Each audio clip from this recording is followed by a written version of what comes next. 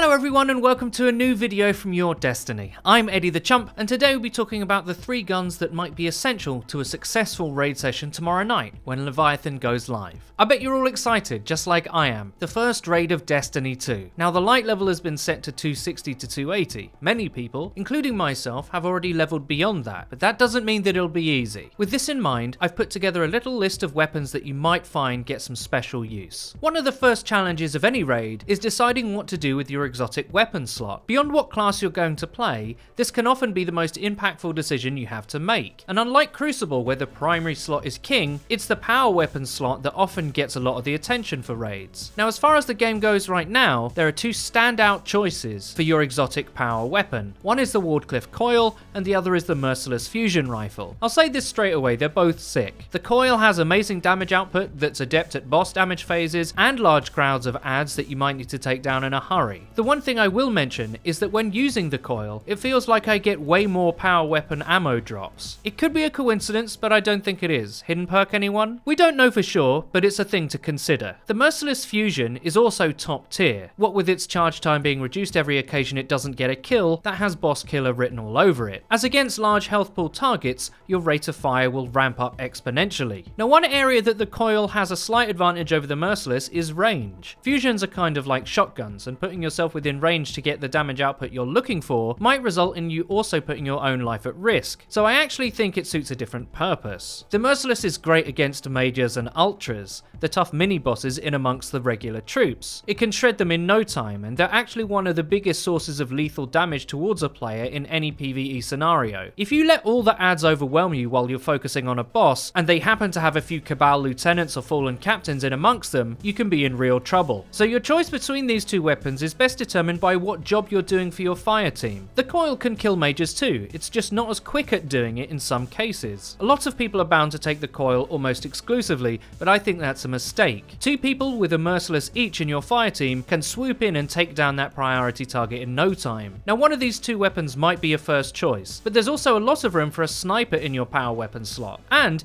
it wouldn't have to be an exotic either. Snipers are great for boss damage phases, as in raids, the bosses tend to be large and slow, with puzzle mechanics often making them vulnerable only at certain times. They tend not to move all that much, making a sniper easy to use for a lot of impact. If you do decide to use a sniper as your power option, that frees up your exotic slot for something else. Now, there's one exotic primary that jumps out to me, and that's the Skyburner's Oath Scout Rifle. As this will very likely be a Cabal themed raid, a weapon that does extra damage to Cabal seems ideal. It also has the ability to shoot through the annoying barrier shields that some Cabal troops hold up. This weapon is ideal for anyone who's performing ad control for their team. It's got solid damage and you'll be getting maximum value out of it with all the Cabal troops assaulting you. 1 or 2 of these in your fire team could really help out, and as long as you make a power weapon choice that can help with team shotting during damage phases, you should be fine. Obviously, the joy of this raid is that nobody has ever played it before. Nobody has strats to do each section as quickly as possible, but if you prepare by taking a good mix of these 3 exotics in your team, I really think you're giving yourself a good chance of completing Leviathan. That's what my team will be doing at the very least. I wish you the best of luck, and I really hope you found this video helpful. If you enjoyed it, please don't forget to leave a rating. If you never want to miss another video of ours again, please click the bell icon next to the subscribe button on our channel to join the notification squad. You'll be in good company. And finally, please check out our Twitter. It's where you can find updates about new videos and other cool stuff. I've been Eddie the Chump, and until next time,